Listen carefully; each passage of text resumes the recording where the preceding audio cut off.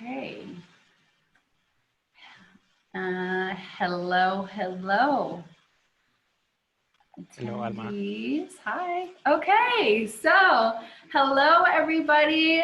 Hello to our panel. Hello to our wonderful attendees who are coming in as I speak. Welcome to our first webinar. So hello, good morning, good afternoon, and good evening, wherever you are joining us from. My name is Alma Maria Renaz, and I am going to be your moderator for today's webinar, Mexicans in Cybersecurity, brought to you in part by our amazing sponsors, Software Guru, TXM, and Pretty Smart Labs, and definitely the dopest chapter of RedGlobal, TechMex Austin. A little bit about TechMex Austin. We are a nonprofit organization based in Austin, Texas. We are a network of Mexican professionals, entrepreneurs, and scientists who live in Austin, Texas. And TechMex Austin is a chapter of RedGlobal, which is an initiative that brings together individuals interested in promoting the development of Mexico. Now, before we begin, I would like to go over some housekeeping. Just so everybody knows, this webinar is being recorded and you will be able to see it on our YouTube channel in perhaps a week or so time. The format of the webinar is as follows. I will be introducing our panelists, and then they will each have about 2 minutes to tell us about themselves. And if they would like to, they can answer one or all of the following questions. They're going to tell us where they grew up, where they call home now, what their favorite memory of El Grito de la Independencia is, and how they got into cybersecurity. Now, those of you who are not Mexican, El Grito de la Independencia is a very important part of the Independence Day celebration that was celebrated September 15th. Big surprise, Cinco de Mayo is not Mexico's Independence Day. It's not a big deal to Mexicans like 15th of September is.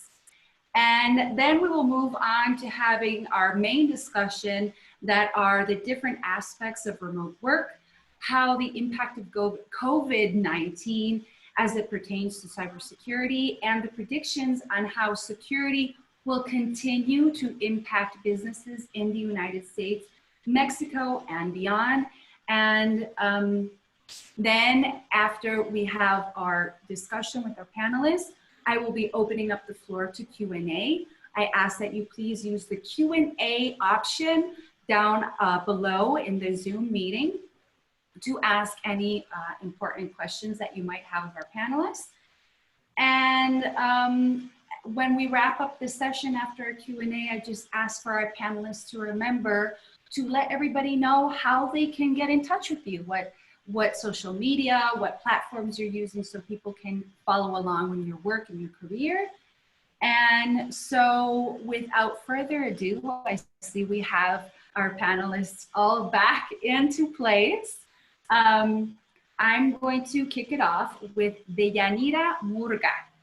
Deyanira, your questions are, if you want to answer, where did you grow up? Where do you call home now? What's your favorite memory of El Grito de la Independencia? And how did you get into cybersecurity? Okay, so thank you very much, Alma and Austin organizations that made this possible. Thank you for my panel friends. This is really, really good initiative. I believe this is the first one that you make, so congratulations on that. So yes, my name is Deyanira Murga, and I come from Chihuahua. I was born in Chihuahua, Mexico. The second question was where you call home, right? So I live in different places, so I believe that home is where your heart is. and not precisely the land, you know. So I left Chihuahua State a long time ago when I was 21 years old.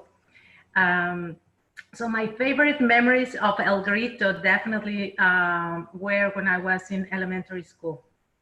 I think that was my best favorite memories of that, because what it represents, and every time that we used to, you know, go to the school and celebrate these parties, they were very, very, you know, meaningful for me.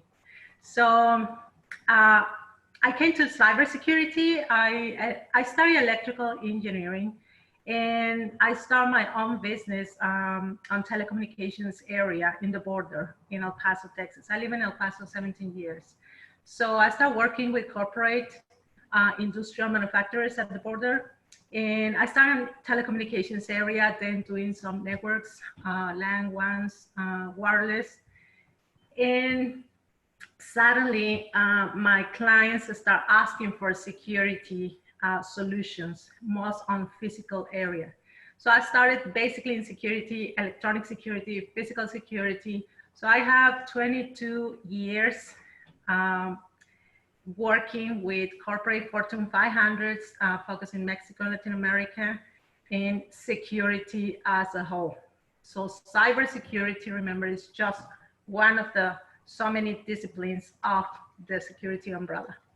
And yet, cybersecurity start, you know, being popular, put it that way, a few years ago because all the digital transformation.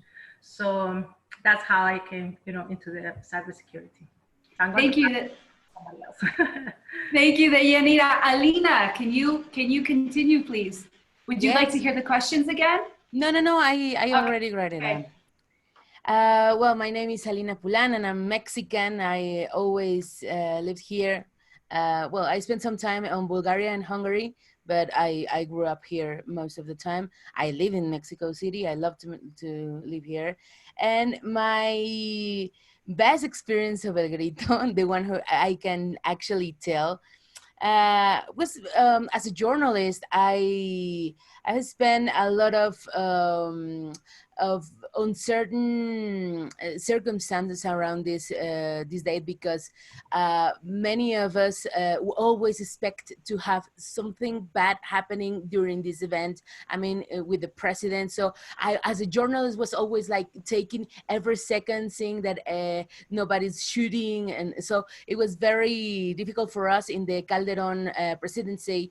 Actually, probably in the second grito of him was absolutely difficult and stressful. So it probably was not so pleasant, but it was very teaching of how we have to manage all the information, all the speculations about this, and it really helped us to understand this. Unfortunately, in this year was not the case, and I enjoyed it so much. And how I got to cybersecurity. As a journalist, I was attacked in 2011. So I, as we founded the CTO, the site, sinembargo.mx, who's a very independent newspaper.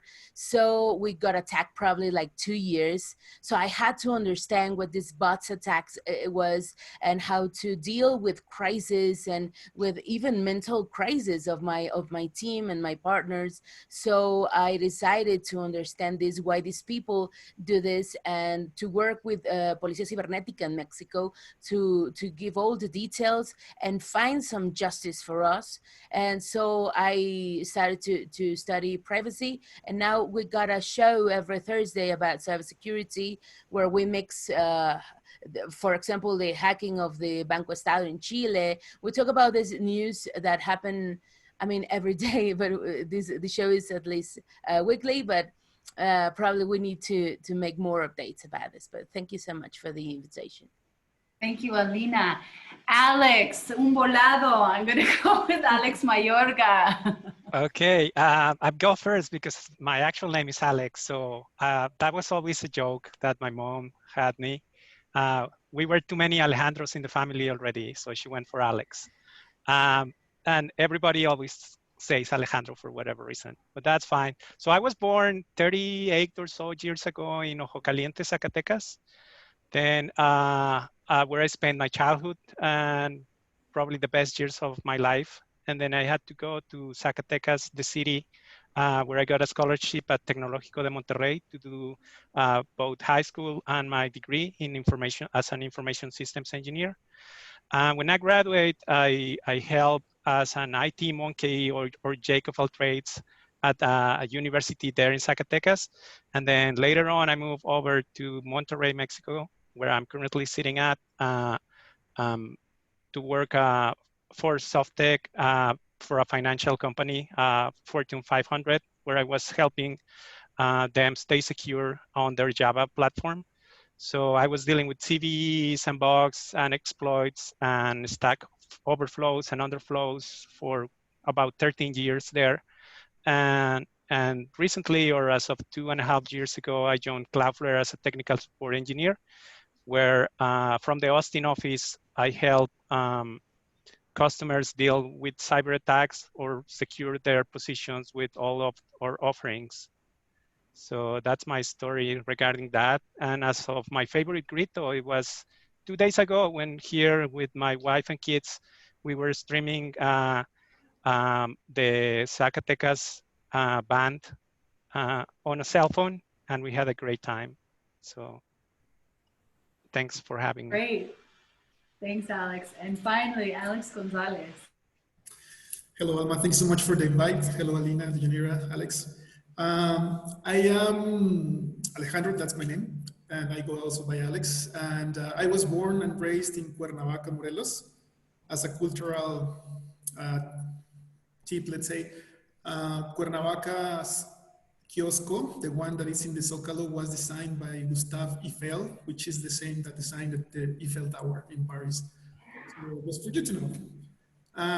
And I am from Austin. I'm based in Austin, but I travel a lot. And so I'm everywhere pretty much. But yeah, it's now Austin.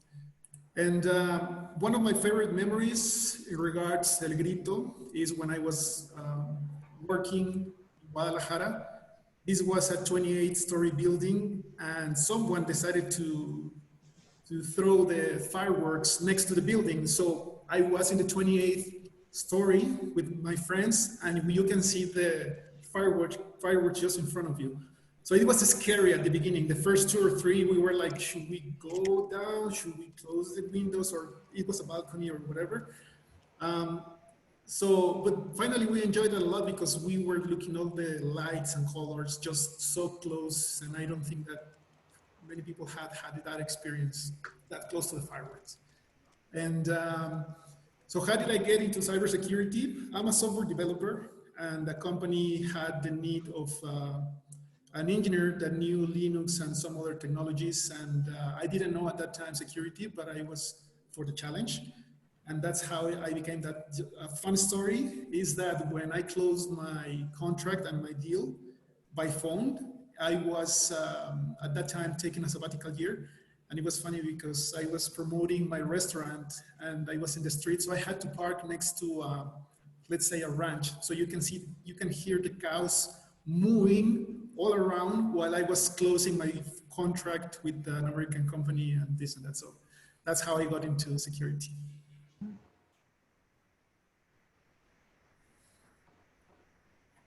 Thank you so much, everyone. So let's begin now with our panel discussion.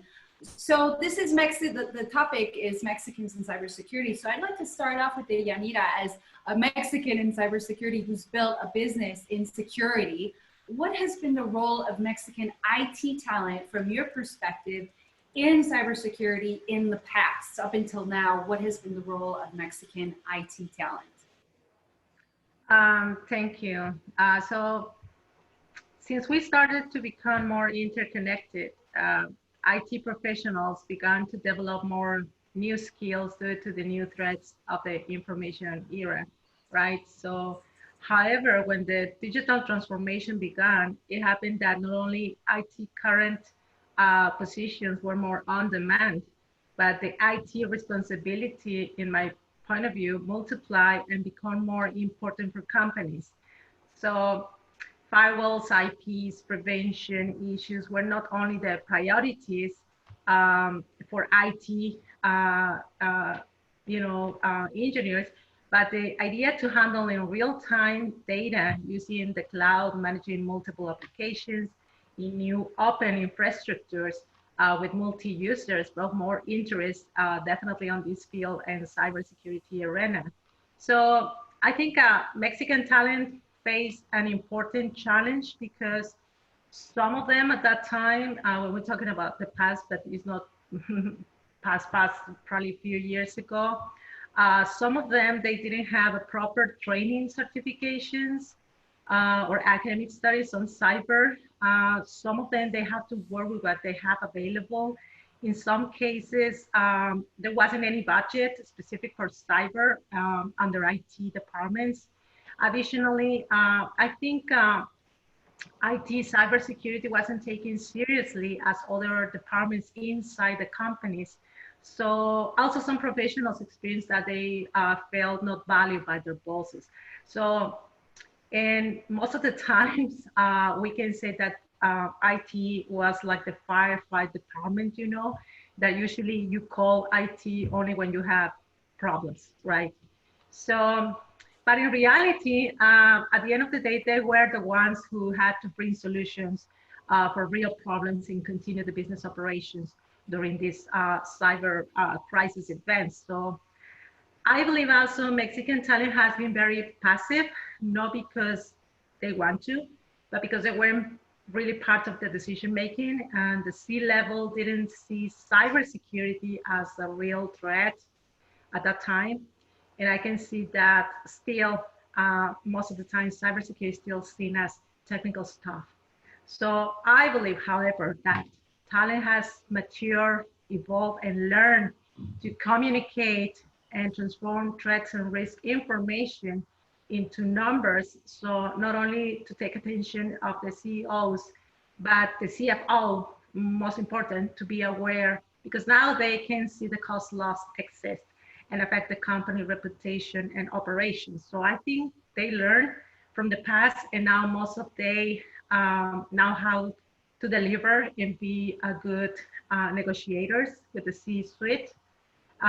Because believe it or not, some leaders, they still not having enough basic experience in dealing with cyber attacks.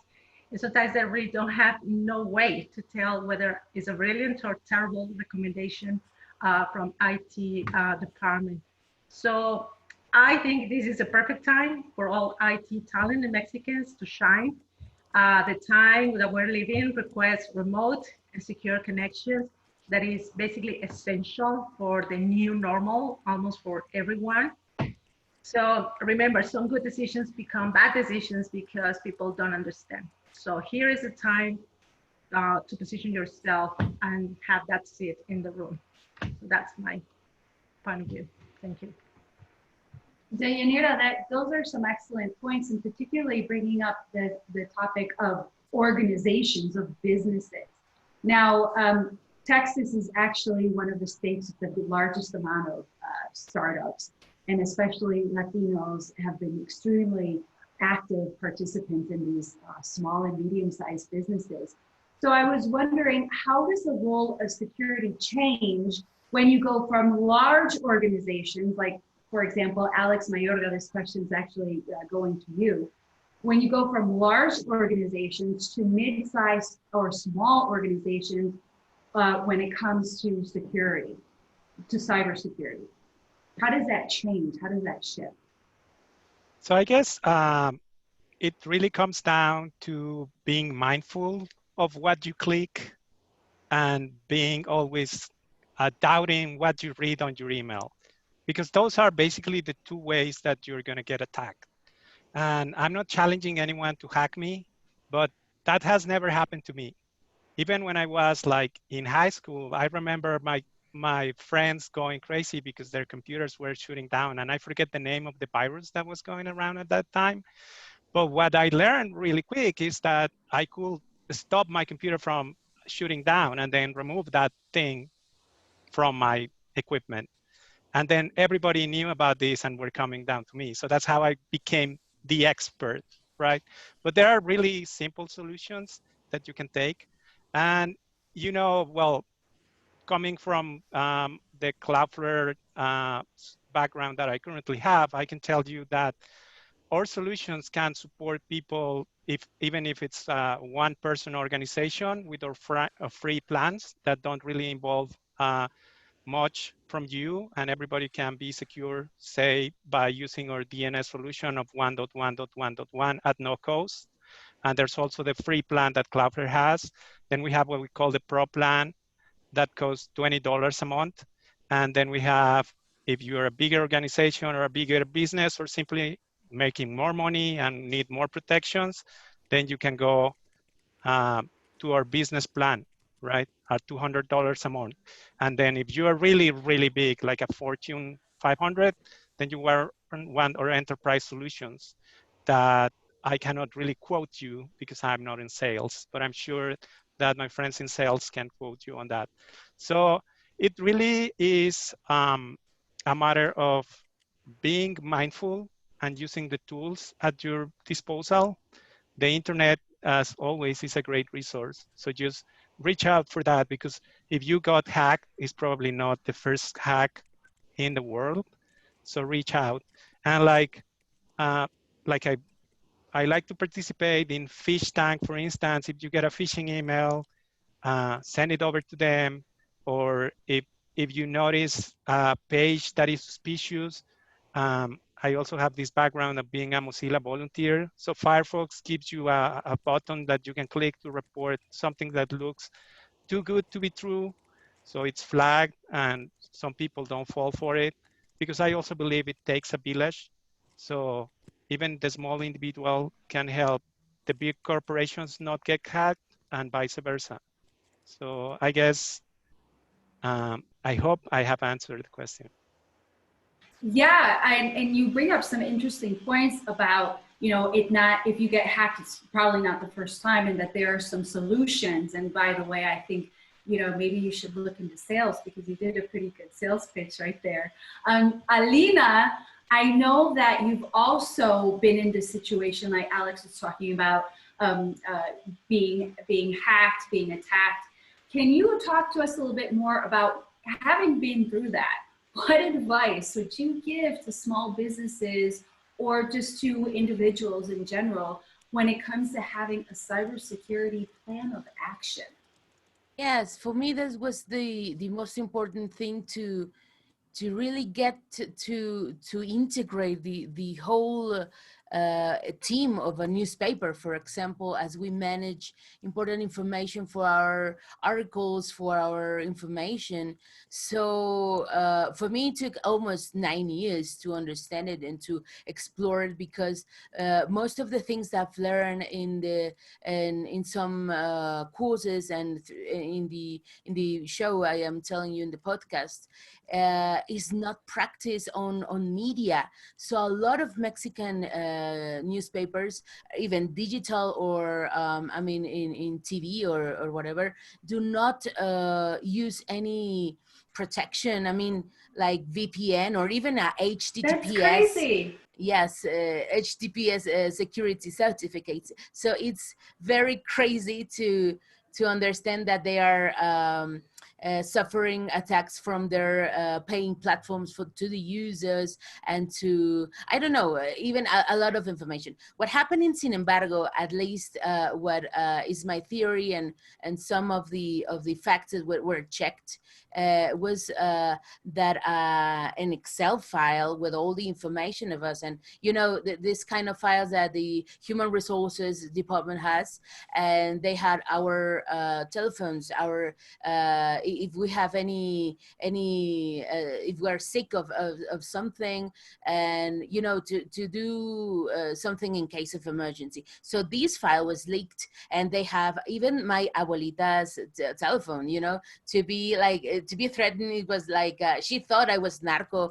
or something, and I said, no, we are suffering this from 2 years. It was very mechanical. They call us on the phone from 9 to 5, no weekends. So it was very, like institutionalized. It was something very mysterious about that. But as I understood, everyone says that you are like crazy, you are thinking so much about security, but it is actually not. And how you are seeing the things that are going through these future strategies of trying to digitalize everything, it's very dangerous. And we are seeing it as we are working from home. All our information, financial information, and even the corporate information is in risk as we are in home, in our personal computers, in our personal devices. So this is actually a warning sign for all the companies, and we are seeing it. A lot of fintech, a lot of banking banking enterprises are being hacked right now through ransomwares, through social engineering, because the information is actually there, you know. And even if you have a Google Home or Alexa, that could be easier to do if a hacker puts a little bit of attention to you and to your company. It is actually not that difficult, as I am seeing. And of course, it's stupid to say everyone can hack if you have Kali Linux, but probably if a person has enough time to do it, it can make a significant damage to your company. So you have to dedicate a budget, a time, a plan to make some protections like VPN, to have a secure site, to protect the financial information of your company, the protection of personal data of your clients and your potential clients. You know, all these leads that generate Facebook also must be protected, because it's just an Excel a file that everyone can download. It has your email information, your phone, and your name. So probably with these three data, I can call you and say, oh, you're the winner of a new iPhone or whatever. No, you know, these scams are very wide right now these days, and in the Mexican government, through their economical support of the government, they are using this to say, if your mother is over 65, she has the right to for this money. So a lot of people have fallen into these scams, and it is absolutely sad, because a lot of people have given them money, at least for to send them as a card to receive this money. And we have to be very aware of our GDP is going to be zero or have negative numbers. So this will be like a magnet for the criminals to have any money, because probably in other industries, not the tech industry, has a lot of people who doesn't have a job. So this will produce people with more time and little resources to attack some companies. And you know, at least my last tips will be lock your phone. Probably it's a very stupid tip, but it's essential. I mean, if you don't have like this pattern or something, you are making easier to be hacked. And if you are thinking that nobody will hack you because you are a normal person, you are absolutely wrong, because your information can damage a lot of people for probably not having millions, but from $55 per person, you're making a significant damage.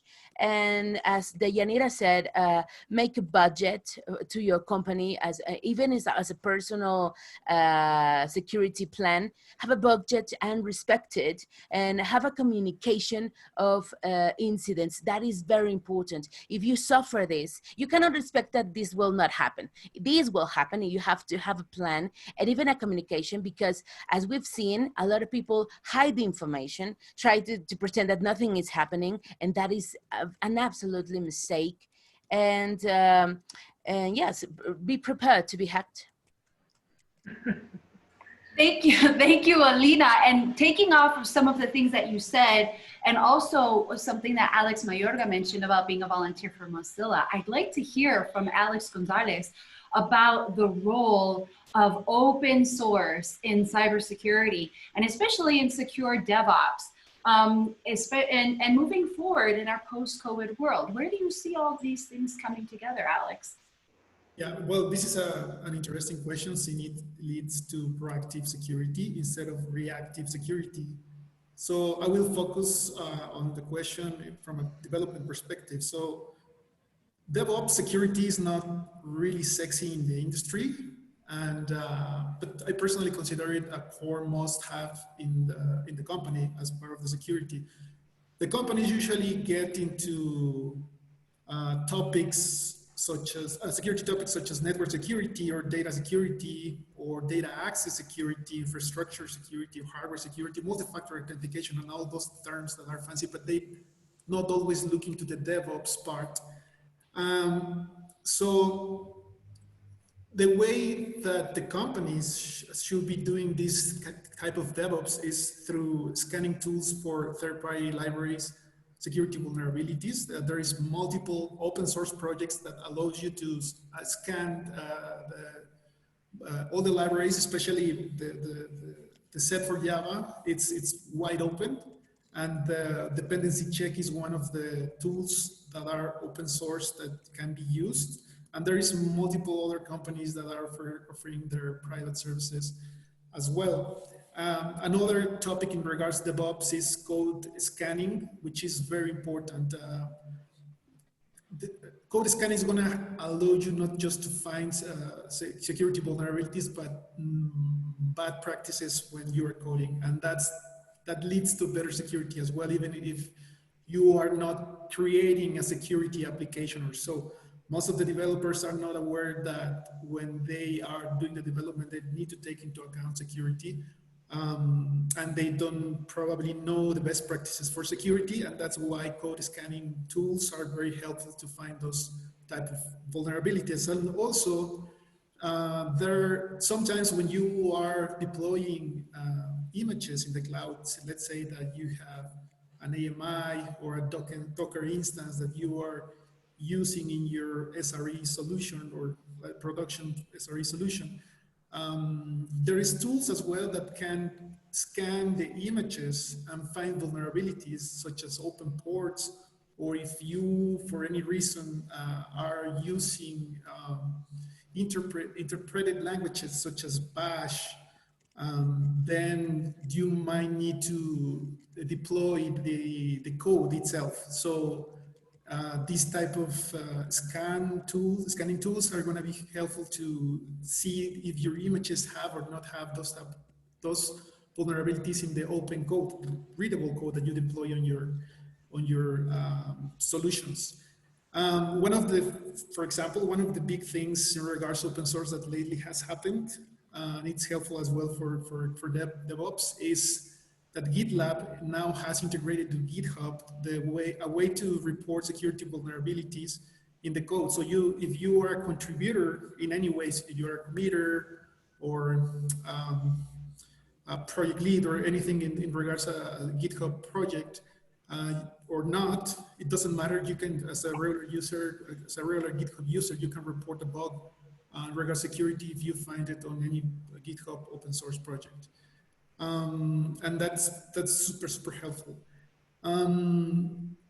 For example, there is this organization which is WASP, the Web Application Security Project, which is a community that publish methodologies, documentation, tools, and technologies for web application security. And I like this a lot because it gives you the standards for not only DevOps, but any regular security development. And the tendency that I've seen is that the communities I've been involved with are looking into having more robust APIs, meaning that all the DevOps applications for open source projects are getting more advantage on the tools themselves because of the new APIs and the new options that you have to get the scanning or the information or the status of the security of your system. Okay, that, and right now in the chat, someone I see that Alex Mayorga is sharing with us one of the, I think this is a Is this an extension or a plugin for This is Firefox? an app. Somebody in the chat was asking the question or the suggestion, and it's a very good one, that don't let your mind remember your passwords. Let the computer do it for you. Let your mind forget your passwords. Exactly. most right? Because you're not going to remember a really strong password. There are advice on the web on how to create secure passwords, but it's better if you don't know it, right? Because if you don't know it, they cannot take it away from you. So somebody was asking about password managers, and Mozilla happened to have a solution for that, which is Firefox Lockwise. So it's an extension that you can have in your browser, and it's an app that you can also have on your phones, which protects in these regards. Also, a bit coming back on what Alina was saying about VPNs. We at Cloudflare, we have this like down with the VPN, because the VPNs are costly and are also not necessarily very secure. So to improve on that, Cloudflare, as you know, it's a cloud solution. So our suggestion is just keep it all on the cloud and never download anything, right? So with Cloudflare for Teams, it's a new offering that we are releasing, which is an integration of Cloudflare Access and Cloudflare Gateway. Cloudflare Gateway lets you protect your network at the DNS level. So you can have this on any device that you want everywhere in the internet. So you don't really have to have a VPN anymore. And then you can also authenticate with Cloudflare Access with identities that you currently have, like Facebook, Google, even Twitter, I believe. And we have plans that starts at $0 for those identity providers. And then if you do have an identity provider like Azure or something more complex, then you can go up the ladder. But like it said, you don't really need a VPN, especially because there's also been news reports of some VPNs actually not being the good guys, you know. That's interesting that you bring that subject up. And we still have about 20 minutes left. And I have one final question that I think kind of ties in everything that we've been talking about, especially Alina bringing, I think she brought up some really important issues around just like normal, everyday people and where it comes to security. And then people like Alina who work in a field that for those who are attending might not know, journalism is actually can be a very dangerous occupation to have, especially in Mexico. And security, I'm sure Deyanira can also talk about the physical aspects of the security when it comes to keeping people in these types of professions like journalism safe. I wanted to get your thoughts, the whole panel, your thoughts on the current state of social justice issues as they relate to cybersecurity. So we have Alina who works in journalism, but we also, you know, in the United States, we have seen so many protests and just manifestations of people not being happy with the current state of things. And we also have seen that same happenings in Mexico, especially when it comes to femicides, to the murder of women in particular. So I just wanted to get the panel's thoughts, perspectives of how they see such social justice issues and cybersecurity in our post-COVID world. May I speak? Can I? Yes, it's open. It's I've been studying fake news since 2 years ago, and I thought it was an editorial problem about a problem of interest. As I worked in TV, I understood that who pays can manage the news. And it also pays my salary, so I cannot say that all the news are, distorted. No, I think we have to be more critical towards these things and towards elections in United States and Mexico. The next year will be full of bots in social media. But as I understood, bots used to be like recognized with the egg picture and that has 2 followers. But right now they are very complex and they're answering I mean, automatically, and it's a little bit difficult to associate it. But as I see, a lot of people actually is being influenced by technology, and as the George Floyd situation was on the news, a lot of people was managed through fury, through their hate, and they go to the streets without making any investigation. So it's very easy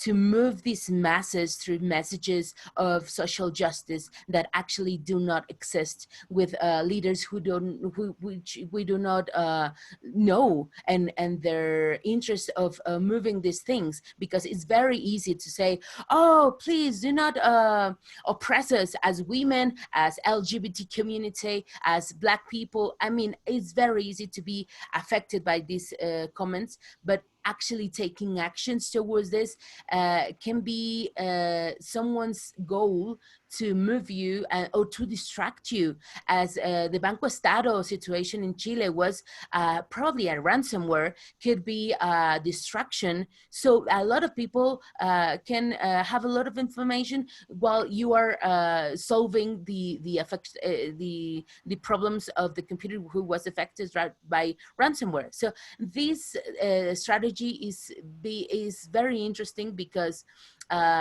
while you are trying to solve some social situations that you are trying to feel affected by, a lot of people is doing a lot of things that you don't even notice, because you are full of hate. I mean, the management of hate on social media is very important, and it involves us as tech people, because we are moving these data, their words, their consumption of the web pages, everything. We're being the platform of these strategies. And probably this is why they're putting a lot of money into the virtualization of a lot of things. I know they have a lot of advantages also, but I invite you and invite to the audience to be more critical about these supposed social movements, because many people have some interest, hidden interest behind that.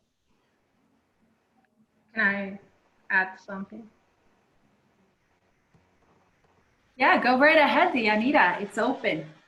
So yeah, I agree with Alina. Usually every 5 years, a country or city appears as the most insecure than others. So when societies become civilized, they diversify and begin to globalize. The crime increases, violence increases, and the youth violence increases not only in quantity, but in intensity.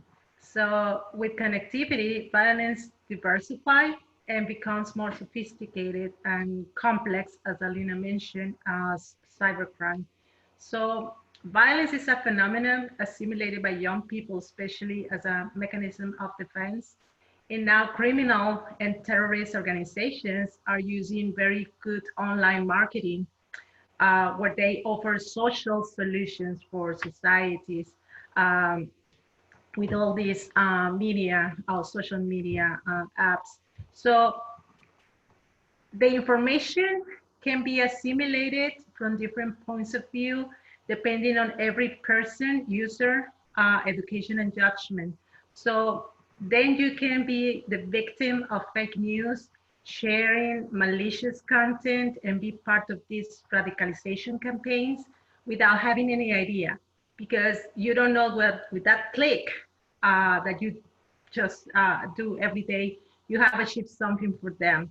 So likewise, the governments had not yet been prepared to attend and classify issues of social justice. So, and this makes it more complicated to tackle. So you can see more cyber activism and more cyber protests and cyber radicalization, et cetera, et cetera. So again, it's time to work together and make more digital, safe, and secure citizens, but also more responsible citizens. So also make technology more inclusive. So we really need to do a lot of work there. Technology alone won't change the world, of course, or a business, but strategy gives you a direction. Technology is just lighting the way. So I think we should start right now. Yeah, adding to that, funny enough, just this morning, we gave my son his Telegram account so he can participate on chat with his classmates because everything is remote. And the only security advice I gave him was, don't do anything that you wouldn't do in the physical world on the online world.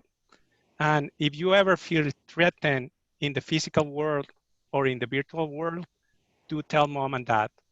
And that, I believe, it will be a very good starting point for everybody, that we as tend to dehumanize the person that is on the other side of the Ethernet cable for whatever reason. And we should stop doing that because there's another human on the other side. And when you identify these non-human participants of the network, as Alina was saying, it is your duty and your responsibility to report those as bots. We are companies out there that are working on these problems. And coming onto the social aspect of it, Cloudflare is also giving away services as part of our Project Athenian and Galileo projects. Galileo is for arts or organizations that are threatened even by governments, and we are going to protect them. And Athenian is going to protect anybody that is involved in the US election for free. So do reach out, check out all those programs. And at the end of the day, don't forget that it's a human on the other part of the network. So be very mindful of that. I guess that's my takeaway there. Right. Also, there is, in regards to social movements that are happening and social justice and that, there is a hot topic which is facial recognition, right? And that's a big part of security, personal security, social security, um, and it's very controversial. I personally have mixed feelings about it because it's obvious that it helps when someone is committing a crime or so, to have facial recognition because you can identify the person easily, let's say, right? But for those of us who are not committing any crimes or doing any crimes or anything, that's kind of not fair. That's where I have the mixed feelings. And of course, there is the controversy about if it is legal, if we have freedom in regards that or not, or there is a reason why we have our data protected or encrypted in our phones or in our local computers, right? But there is also that we all have a driver's license and our face is everywhere, right? And we also use Google Maps and or Google applications, and one of them is tracking our moves or so. And it's controversial. I'm not. I don't know if I am pro or against facial recognition yet, but for sure it's a topic that it's impacting, in a way, COVID, but for sure social justice. Yes, definitely. And, you know, I'm just remembering, so I am originally I'm from New York. I grew up in New York, and I immigrated to Mexico because I wanted to get in touch with my Mexican roots. My mother is Mexican. And I became a Mexican citizen, so I have dual nationality. And a part of being a citizen is to be a contribuyente, a taxpayer. And so I went to Hacienda, which is the Mexican IRS, for those who don't know. And I remember I had my retina scanned. So the Mexican government has a scan of my retina as a taxpayer, something that I found to be... And your and your 10 Oh yes, of course, and my fingerprints, yes. And maybe they have like a blood sample or something, I don't know. But I think they are not doing blood yet. not yet. But I remember that going through this, and this was a while ago, going through this, I felt a little bit, it felt so strange to me. I almost felt like my privacy was being violated in some sense. And it seemed foreign to me because it's not something that is generally done in the United States as a taxpayer. You're not, you know, you're not having your retina scanned, and I don't recall me ever having to send in my fingerprints, though I have been fingerprinted for jobs, having a background check in the United States. So that is something that I know is done. But it's definitely, we live in very interesting times. And with that said, I'd like to open it up to any Q&A. I have not seen any questions in the Q&A, but I'm hoping that some of the people who are listening, some of the attendees might have some questions, comments, something you would like to add to the conversation. Let's see if we have anything. I know that yeah, just adding into that, the US government will 10 fingerprint you when you're getting a visa to go to the United States if you're Mexican. They do not do the retina, I believe, but they do use facial recognition for sure whenever you go through the border anyway. They do that with everybody right now, Alex. Like even with US citizens, I've had my face scanned when I'm going through the airport in Texas, when I'm returning to Texas from Mexico. Yeah, I've had that done. They scan your face, and if they don't ask for your weight, I'm fine. My weight. Especially because it varies weekly, right? If you come to Mexico and have too much tamales, your weight is completely off the charts when you head back. While we wait for question, and no, there is a question. Adolfo Portilla. Okay. Alex yes, mentioned that there were two primary ways an attacker would get you. Which were the? So I don't know which Alex, Adolfo. Which Alex are you asking? Okay, if it was for me, Alex Gonzalez. Is don't click anything that is too good to be true. So be careful what you click. That prince in Africa, are you sure he doesn't have those millions for me? That relative that you have that is sending you $1 million and you never heard about it, it's probably not a thing. So also don't respond to those emails. And like I said, if you get them, do send them to the proper authorities. I've been spending so much of my time sending anti-abuse reports every time I get something. So if you get a fake PayPal email, do send it to PayPal. They have a spoofing address, which is spoofing at paypal.com, for instance. And every company has one of those. And there's a team of folks on the other side of that email that needs to know about this and take down those fake websites. So I guess if that question was for me, that will be my answer, Adolfo. Can I add something to what Alex said? Sure. These fake news also evolved in the COVID-19 reports that has been emailed and say, get to know who of your neighbors are infected. So they ask for your bank information and they steal you. So be careful also, and be careful of these emails that says there is a package waiting for you of Amazon that cannot be delivered, and they steal your Amazon information. So even the PayPal with some payment retains. So these things have been very popular during these days. So please pay attention to it too. Okay, and going on, we have another question. How does the hiring market look currently for cybersecurity jobs, junior as well as senior roles?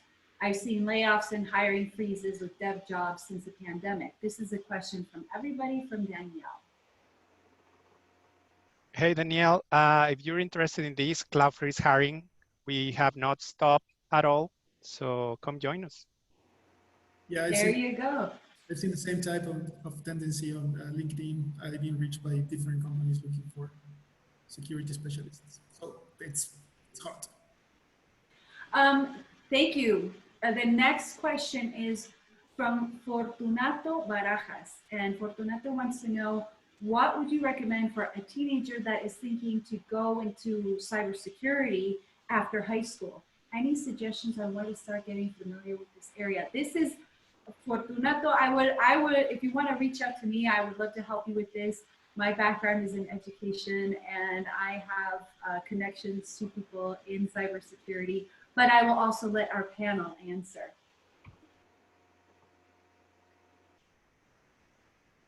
So the question was, what would you recommend to a teenager who is thinking to going into cybersecurity after high school? Any suggestions on where to get familiar with this area? Don't. Oh, don't say that. No, no. So go for it, of course. Go for it. It's a very interesting topic. The challenges that you get are huge, and also the satisfactions, right? So it's something to enjoy, something to suffer as well.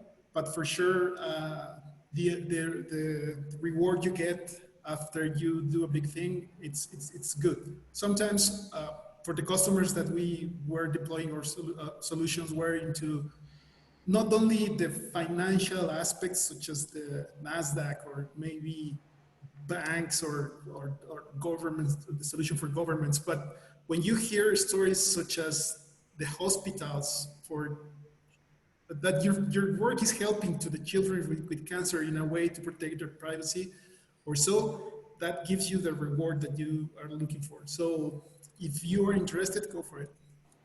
Deyanira, I think you were going to say something.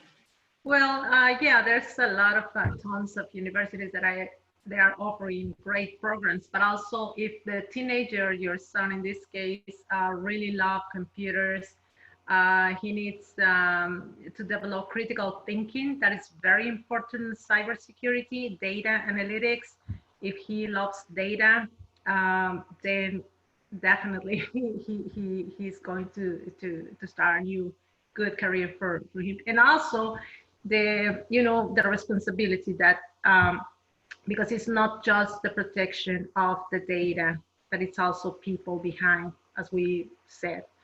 So that's another thing, that when you are in security, you are protecting assets, people, data, etc. So that's something that you need to understand. Hola, Fortunato. I also wanted to answer this one because, like, yeah, for teenagers, it's great. They get a superpower when they are actually protecting hundreds, if not thousands of people doing this. So what I would recommend is get them started in open source as soon as you can. Debian and Mozilla are my favorite projects. I've been contributing at Mozilla for about 10 years now. And just last week, I learned that I found a CVE on Firefox.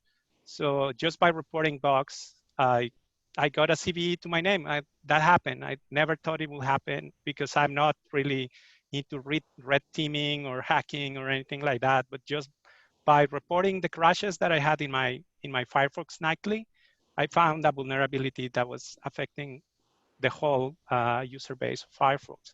So get them into that. That will be my advice. And now with COVID, they can go to DEF CON for free. So just get them there. Get them hacking. Yeah, and in Texas, there's B-Side San Antonio, and there's just, in Texas, we have Cyber Range Texas. There is a lot in Texas. I don't know if Fortunato is based in Texas or not, but in Texas, there is a lot going on with cybersecurity. And it doesn't matter anymore because everybody is online.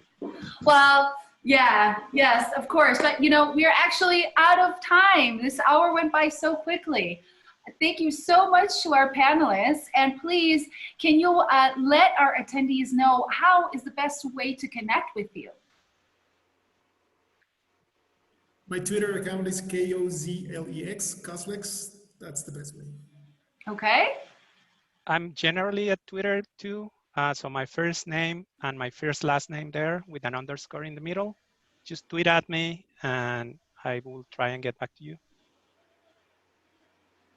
Deyanira, Alina? Well, I'm through my LinkedIn. I have my LinkedIn, Deyanira Murga. Also, I use Twitter for I have a nonprofit for hackathon series, which is Security Next Gen. That's the Twitter account. And also the consulting is Cerberus Consulting. Me, Alina Pulan, the name is P-O-U-L-I. No. A-I-N. Sorry. A-I-N. again, and we have a show every Thursday night.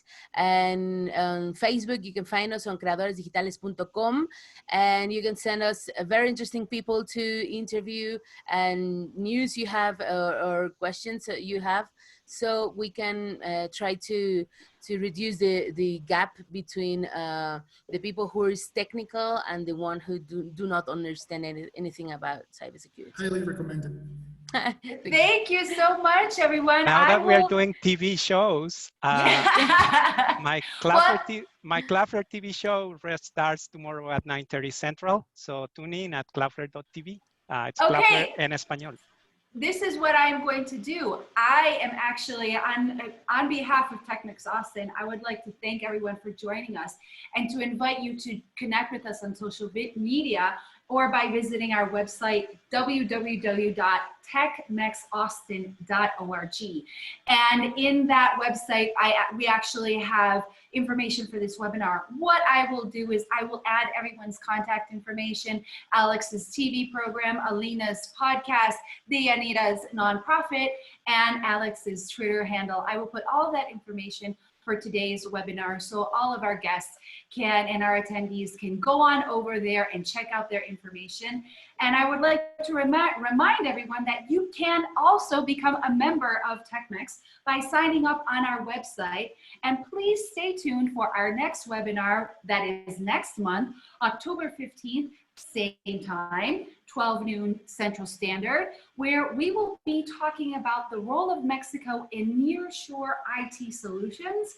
And you can sign up for that webinar by visiting techmexaustin.org. Thank you so much, everyone, for taking the time today to talk with us about Mexicans and cybersecurity. Stay healthy and safe, y'all. Congratulations, Alma. Congratulations, TechMex, on your first webinar. Thank you. Gracias now, if a I can, todos. bye. Bye. Hasta luego. Bye. How do I stop broadcasting? Help.